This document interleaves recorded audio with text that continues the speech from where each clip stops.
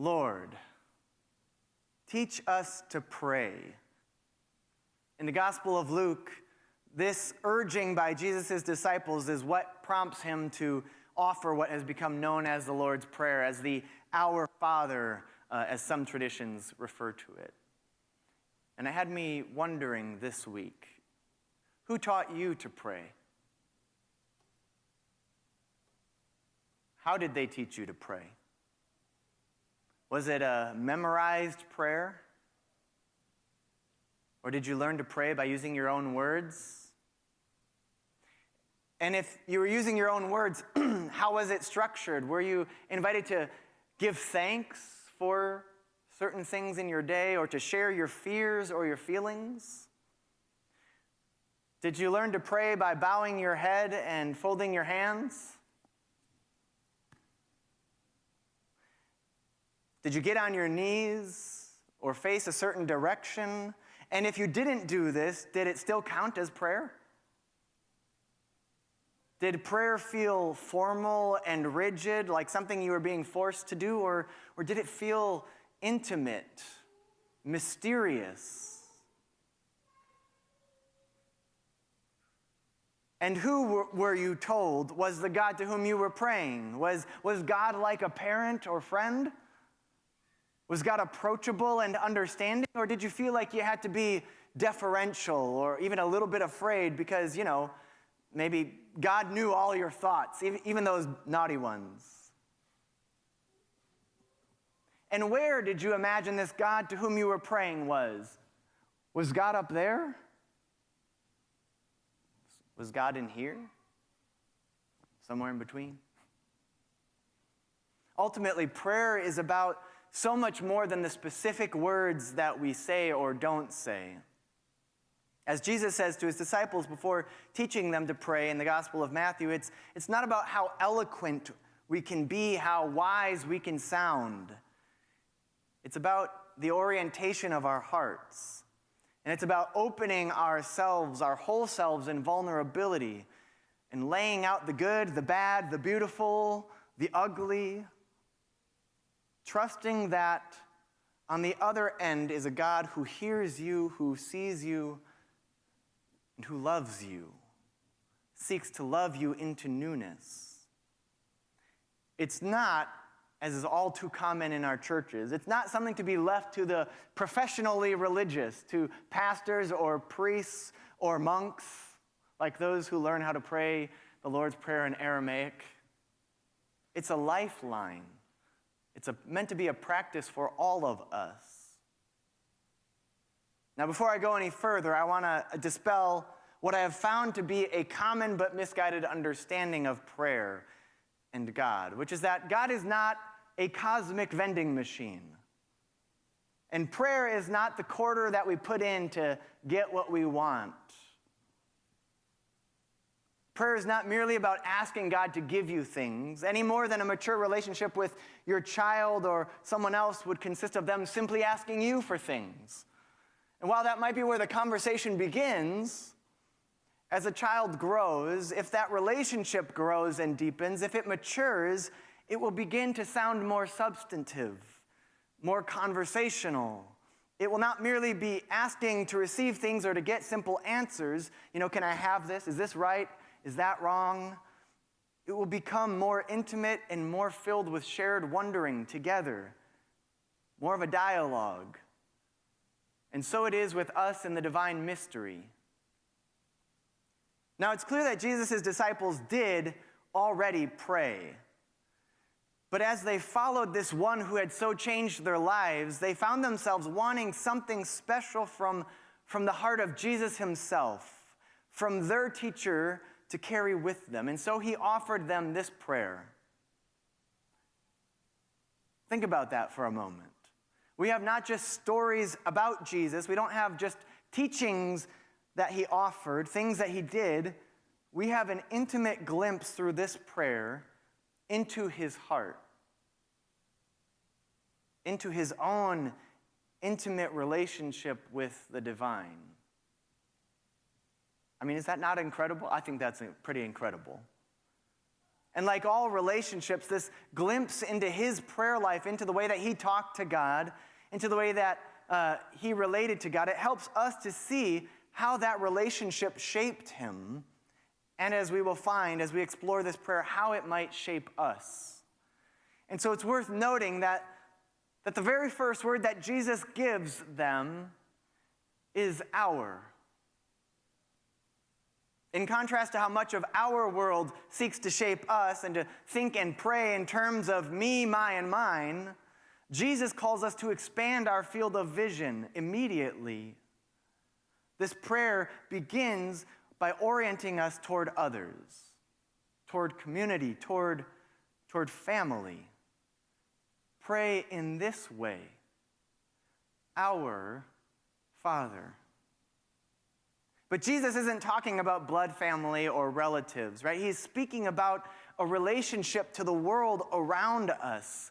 He's inviting them and us to not just think, as we often tend to do, again, with our prayers, about what we want, about our own personal desires and hopes, our own family and future. He is saying, think bigger, not just about or for yourself, but about our collective desires and needs and flourishing. Because your well-being is not, and do not see it as, merely the result of God blessing you and your family, your successful job or your hard work, but not that person over there. Pray not merely that you can escape the hood or poverty or get enough to eat or a job.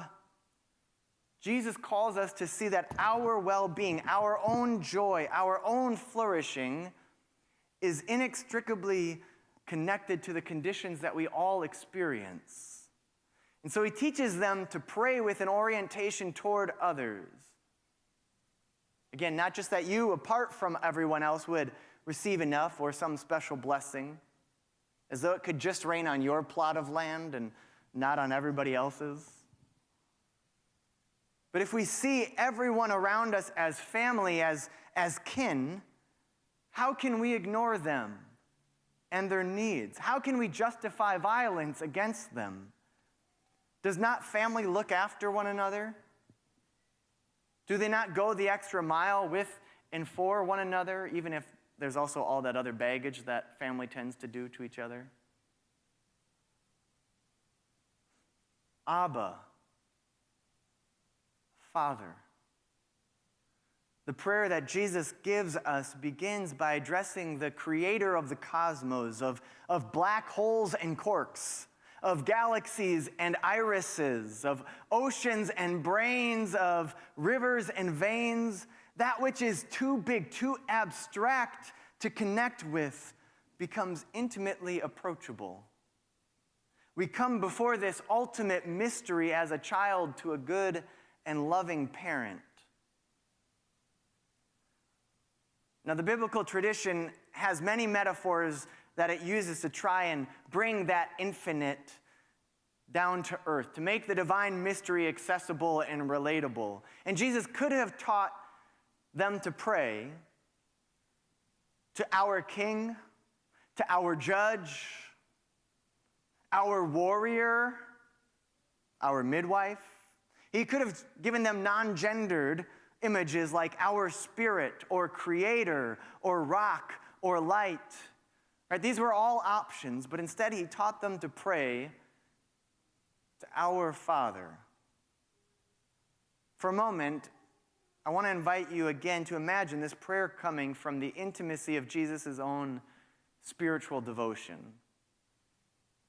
When, for instance, he cries out to God in the Garden of Gethsemane, Abba, Father, please let this cup pass from me. Jesus gives us a cry from the depths of our being that can hold us when life itself is uncertain. I mean, when life is uncertain, who else does your soul cry out for than a loving caregiver, a parent? It's also worth noting that scholars are pretty certain that Joseph, Jesus' dad, passed away before he ever began his ministry, perhaps even when he was younger. And so at a human level, I think this cry connected Jesus, as it would us, not only to the divine, but to a figure whose loss would have certainly shaped him and loomed large in his life. Now, for those who, like Jesus, lost a father, or perhaps never knew their father, or who had an abusive father, this image allows God to become a surrogate of sorts, a loving and caring relationship to replace and heal that one that was not. I've known people, feminists included, people for whom this has been a profoundly powerful experience. And I also know that for some of us, because of those same reasons, it is profoundly painful and too difficult to imagine God as Father. But what's important in this intimate glimpse from Jesus' own prayer life is not about setting God's gender in stone, as though Jesus referred to God as Father, and so that's the only way that we can. Again, God is beyond all gender. That is and always has been Orthodox Jewish and Christian teaching. Which is to say that, yes, we could just as well pray in the Spirit of Jesus by beginning Our Mother. Although I recognize that for some of us, that also evokes a painful relationship. Right? So there's no universally perfect, untainted relational word. What's important is that Jesus is inviting us into a place of intimate relation to God, not one of fear, but of love. And so to pray as Jesus taught us would be to pray authentically to God in whatever intimate relational terms we connect with most. Am I doing a good job? He just came up here instead of going like this. Maybe it's fitting. You want to go back down to Mama? Or you like it up here? In fact, the closest parallel that I can think of in our own context is the cry that went out from George Floyd in his final gasping breaths. When he cried, "Mama." And how since then this prayer, this cry has taken on a life of its own in music, in poetry, in visual art, and essays. Right? This one word can be used to evoke a whole range of emotion, of reflection, of commentary on injustice, on the world and one's place within it. In fact, within days of Floyd's death, a movement began whose rallying cry was, "I am Mama." The founder, Kiera Henderson, put it, there is an instinctive and universal language of motherhood, and every mother felt the heartbeat of George's cry for Mama. We knew exactly what it meant. We sobbed because no one answered him. And now we are answering the call in the best way that we know how, as mothers. Right? It's not about gender or sex. Which leads to the next connection at the heart of Jesus' prayer. That while Father actually wasn't a particularly common metaphor for God in the Old Testament, others are used far more often, you might be surprised to know, it is significant where it is used.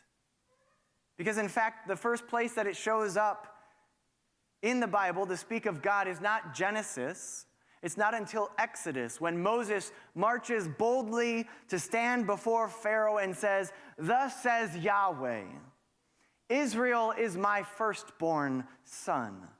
Let my people go, that they may serve me." For Israel, for Jesus, for us to call on God as Father is meant to evoke this first cry for liberation, for freedom and dignity, just like that cry for Mama. And like that cry for Mama, it's to remind us that this God is not far off. God is so filled with pathos that God suffers with us like a parent does when their child suffers. To call on this God is to remember how those who had been reduced to slaves were called to be sons, to be children of God. This is your identity, not whatever the world has reduced you to.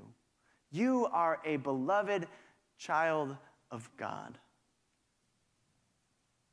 Indeed, we are also called to be ready for and to call upon the God of liberating love and world-altering justice here and now in our own context.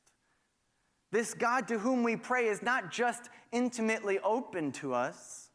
This God wants to turn every oppressive system and structure on its head until, like the Exodus from slavery in Egypt, every child of God is free at last. In the biblical tradition, calling out to Abba, God, our Father, is meant to evoke this ancient tradition of the God who liberates us from bondage, who rescues us from danger, who provides for us when we wander in the wilderness, and who calls us to a new life as God's own representatives. It was to stand on this hope and to make this calling the family business, so to speak. Because in the ancient world, in the biblical world, in the extended family, children learned their own trade, their own vocation, through implicit and explicit apprenticeship with their parents, kind of like the family business. What your parents were almost certainly determined what you would become, what you would do. And it was for such reasons that scholars believe Jesus, along with Joseph, was something of a carpenter. But even more than a job, parents were models and paradigms for how the children as adults would go about their own lives, how they would relate to and interact with the world in general. Again, it's worth noting that in the Gospel of Matthew, this prayer from Jesus is given as part of that famous Sermon on the Mount, right? Which is this sort of core set of teachings that form Jesus' message and vision. And in fact, the Lord's Prayer, this prayer sits at the very center of the center of the center of that entire sermon. And right before this prayer, as sort of crescendoing into it, Jesus issues these famous words: "Do not violently resist evil." And he goes on to call them to turn the other cheek. But then he goes even further, extending his teaching beyond what the tradition had said of loving one's neighbor, of loving the foreigner or immigrant among you. To that he adds, "But I say to you, love your enemies. Pray even for those who persecute you." And why should you do this? Why act with such countercultural violence, without violence and such countercultural love? Jesus doesn't say, because you know it's the right thing to do, just do it. He says, so that you may be children of your Father in heaven. Which is to say that you might reveal yourself, you might grow up and become mature like Dad, like your parent, except not your fallible earthly parent who will inevitably fall short and get it wrong, but your perfect divine parent. Reveal yourselves to be just like your parent. And I share all of this in part so that we can appreciate the fuller universe of meaning that this word was meant to evoke. Jesus could have taught us to pray to our mother, but in his patriarchal tradition, it would not have evoked this universe of meaning. So again, it is possible for us to pray to God as one other than Father, to mother, or some other word. What's important is that we don't lose this intimate, liberating sense of the God to whom we are praying is, and whose likeness we are seeking to be transformed into evermore. That's the key. And I'll just add that this last phrase this morning, what we say in our prayer, our translation, "Our Father in heaven," literally reads in the Bible in the Greek that it was written in entis uranis, which is to say, in the skies. Our Father in the heavens, which is to say, it's not about some place beyond the pearly gates that God exists in the afterlife, far, far away. But in ancient Jewish cosmology, the heavens, the skies, were seen as this sort of portal to the beyond. We don't know what's up there. It was a way of speaking about God as one who is always beyond us, a God who touches all things, infuses all things with divinity, even while being never reducible to any one thing. But it's also a way of speaking of this divine parent as available to all. Just as we all look up to the same skies at night, the same sun shines down upon us all, the same moon hangs outside of each of our windows. And that's exactly the point. God is not reducible to this people or that either. This tribe, this family, this place. Only you have a monopoly on this God. This God, this divine parent, is available to, connected to, cares for all of God's children everywhere. We can all look to the skies for God. But we can also catch a glimpse of divinity all around us, in everyone and everything, just as we all breathe that same air, if we have hearts to perceive.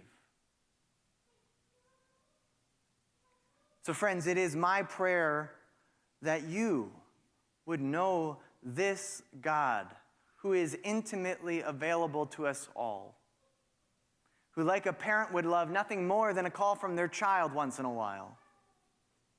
And that as you do call upon this God in whatever form most speaks to you, most moves you, that you and we all would find ourselves growing ever more into their likeness. May it be so for our healing and flourishing, for the healing and flourishing of all the world. Amen.